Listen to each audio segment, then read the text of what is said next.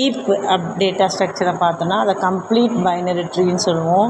Complete binary tree அப்படின்னு சொல்லும் போது ஒரு ரூட் நோட்லேருந்து கம்ப்ளீட் ஆகிட்டு வரணும் அந்த நோடு.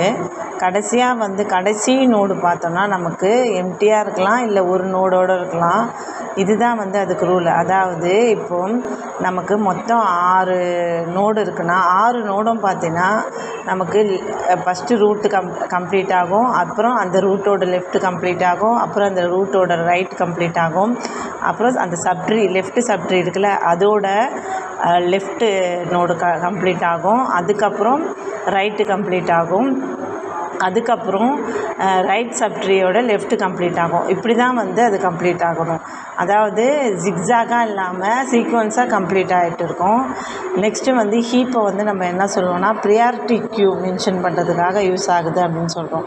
அதாவது இந்த ஸ்மாலஸ்ட் ப்ரியாரிட்டி பார்த்தோன்னா நமக்கு low priority, high priority 2 type இருக்குல்ல. இப்போ ஹை ப்ரியாரிட்டி அப்படின்னும் போது லார்ஜர் நம்பர் ரூட் நோடாக இருக்கும். அதே லோ ப்ரியாரிட்டி அப்படின்னும் போது ஸ்மாலஸ்ட் நம்பர் ரூட் நோடாக இருக்கும் நமக்கு.